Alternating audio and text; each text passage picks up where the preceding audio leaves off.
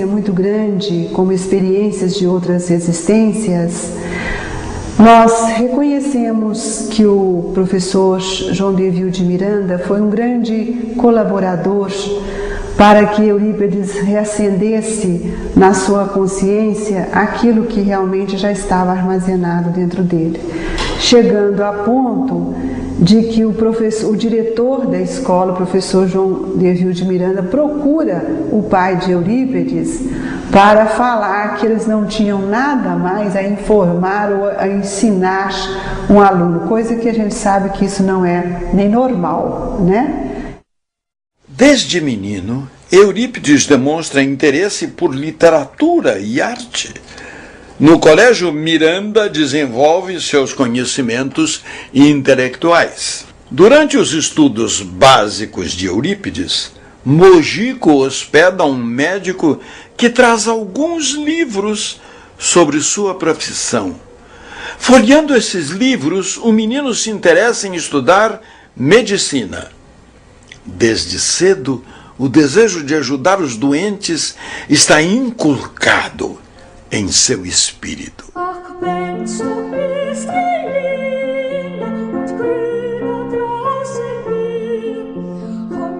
Eurípides participa da fundação de um grupo de arte dramática, escreve suas próprias obras e monta peças clássicas, alcançando fama na cidade e na região. A criação deste grupo teatral possibilita discussões sobre literatura, filosofia e arte. Eurípides relaciona-se com a família do compositor Carlos Gomes e são organizados saraus comuns na época, nos quais predominam peças musicais do período romântico e clássico e barroco. Após Eurípides concluir os estudos secundários, o professor Miranda diz ao pai que o rapaz não tem mais nada a aprender em seu colégio e que, portanto, deve fazer um curso superior numa cidade grande.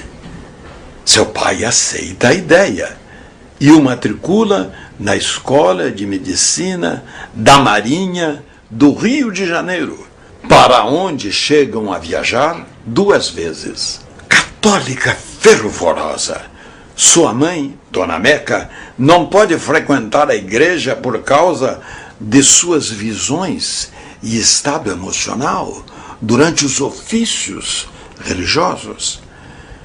Seu ex-aluno, Dr. Tomás Novelino, conta que Dona Meca, só de pensar em se afastar do filho, tinha fortes crises de desmaios. Eurípides era um homem sem problemas materiais, sem problemas espirituais. Ele estava realizado, porque com 24 anos de idade ele já era diretor do Liceu Sacramentano, professor de todas as matérias. Quando faltava um professor, ele substituía. Ele era um intelectual reconhecido já em toda Minas Gerais e talvez no Brasil inteiro. Mas ele tinha 3 grandes problemas. O primeiro dele era a doença da sua mãe, que o perturbava desde criança. O grande sonho de Eurípides é encontrar um meio de curar sua mãe. Ele curou quando se tornou espírita.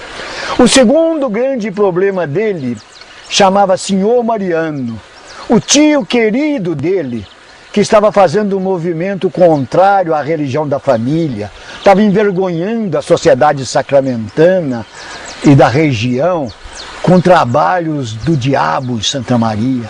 E o terceiro problema dele era as bem-aventuranças. O seu Ferrúcio, ele lembrava, e está gravado, de seu Eurípides assistindo à missa dentro do presbitério, dentro do altar. Seu Eurípides tinha um lugar dentro do altar junto do padre. E enquanto o padre fazia o sermão, ele levava uma caderneta e ia anotando o sermão do padre. É da memória do povo, por exemplo, seu Eurípides saindo da matriz andando de fasto, para não dar as costas para o altar. Eu procurei, eu tenho todos os documentos da igreja que eu conseguia xerocopiar. Há um silêncio abissal nos livros da igreja com relação a seu Eurípides. Seu Eurípides não é citado em nenhum livro da igreja, a não ser o livro de batismo dele. Ele conhecia a Bíblia com uma palma da sua mão, ele tinha uma memória fotográfica. Na época, os padres eram proibidos de entregar Bíblias a leigos, a irmãos leigos. Somente padres poderiam ter acesso à Bíblia, porque eles estudaram e estavam preparados para compreender seus mistérios. Os irmãos leigos não podiam ler Bíblia, porque eles não iriam entender, iriam fazer confusão. Era essa a filosofia predominante na época.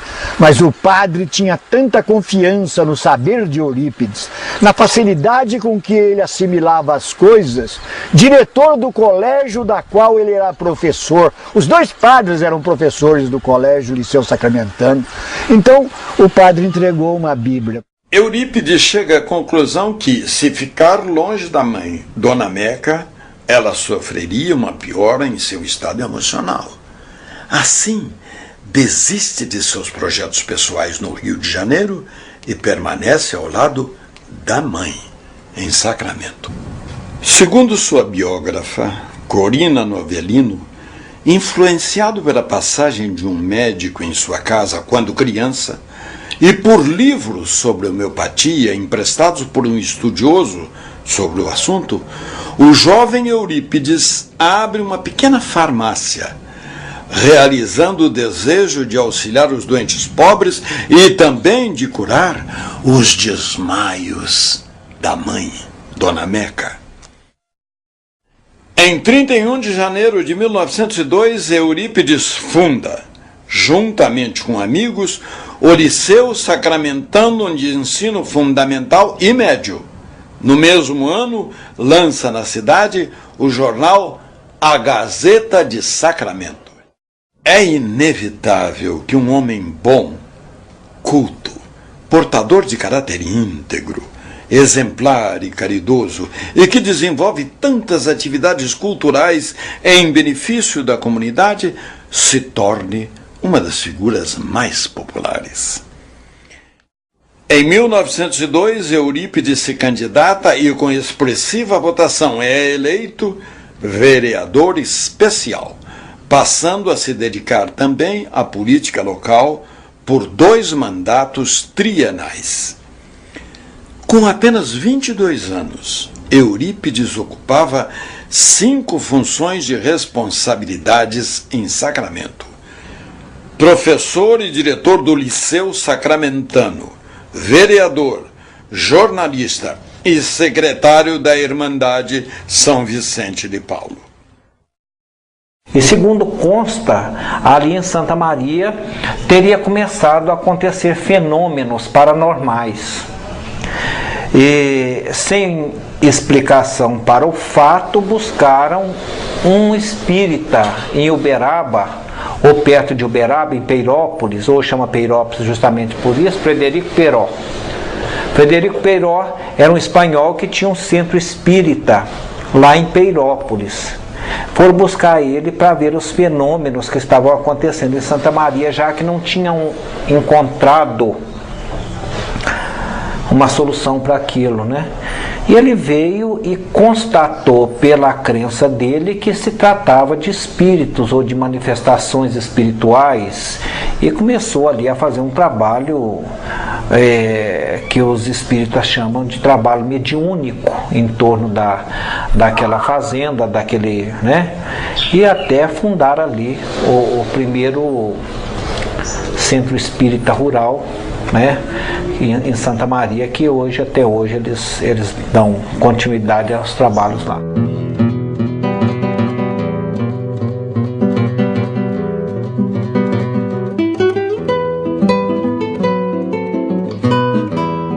Frederico Peiró é um anarquista espanhol fugido de seu país no final do século XIX, que passa a residir em Uberaba e a estudar o espiritismo. Ao viajar a trabalho para a Fazenda Santa Maria, percebe que existe uma comunidade de médiuns no local. Frederico Peiró, ele era materialista. Quando aqui ele chegou em Bragança Paulista, depois veio para Uberaba, ele esteve em Veríssimo. Quando ele chegou em Veríssimo, eles pediram que ele frequentasse uma sessão espírita. E ele não quis. Ele disse que não, que ele era materialista, que ele não acreditava em nada. Mas como esse advogado era muito amigo dele, estava sempre pedindo, sabe? Vamos, um dia ele resolveu aí. Chegou lá tinha as mensagens escritas e psicofônicas. Viu uma mensagem psicofônica em castelhano. Ele era espanhol, ele entendia castelhano. E o espírito falou, terminou. Aí o presidente disse, eu não entendi nada. E alguém que entendeu aí, pode falar. Ele entendeu, não quis falar. E lá puseram a pedrinha no sapato do Federico. Ele recebeu uma mensagem da mãe dele que dizia coisas só entre dele e dela. E ele ficou tão impressionado que ele começou a estudar o espiritismo e se tornou o maior propagador do espiritismo no Triângulo Mineiro. Foi um espírita por excelência. Que coisa maravilhosa.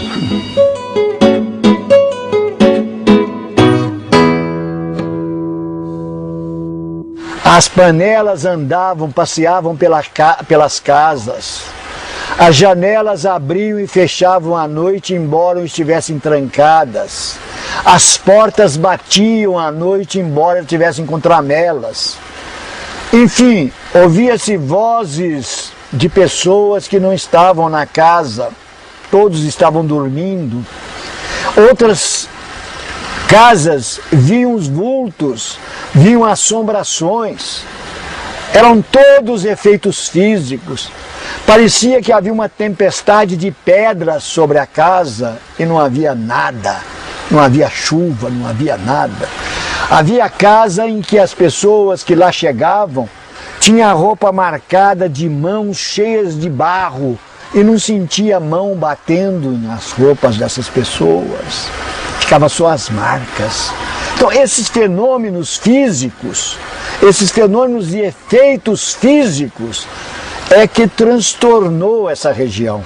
E coincidiu com a vinda do Senhor Mariano para cá. O Senhor Mariano se casou com a neta do capitão São Roque, líder ruralista, grande católico, amigo dos padres, filho de padre, um cara extraordinariamente religioso. Não aceitava de jeito nenhum trabalho que não fosse um trabalho dirigido por padres. O vô São Roque e o Senhor Mariano se desentendem, porque Frederico Peiró vem aqui, ouve os camponeses, ajuda o Senhor Mariano a montar o movimento espírita, organiza o grupo, mostra que isso aí é coisa de Deus, que eles têm uma missão a cumprir, a missão é desenvolvida. O Senhor Mariano funda o Centro Espírita Fé e Amor, 28 de agosto de 1900. Dava mensagem pela mesinha. Então a mesinha dava as pancadas e tinha um secretário na mesa atrás que escrevia a mensagem. Sei que todos punham a mão assim, espalmada. E a mesa batia. Aí batia, virava, igual o telégrafo da Mogiana, quase imitando. Ele recebia as pancadas lá, que a mesa batia, assim, tá. Tinha que ser de efeito físico. Tinha que ter efeito físico. Se não tivesse efeito físico, não podia trabalhar na mesinha. E ali ele ia devagarzinho, como o senhor sabe, que nem o aluno que entra no AEIOU para aprender a progredir, a frasear as coisas. Ele já foi melhorando, já foi caminhando para o outro sistema, porque o senhor foi isso no começo mesmo. O senhor Mariano era da família católica, materialista, ideia materialista, ferrenho.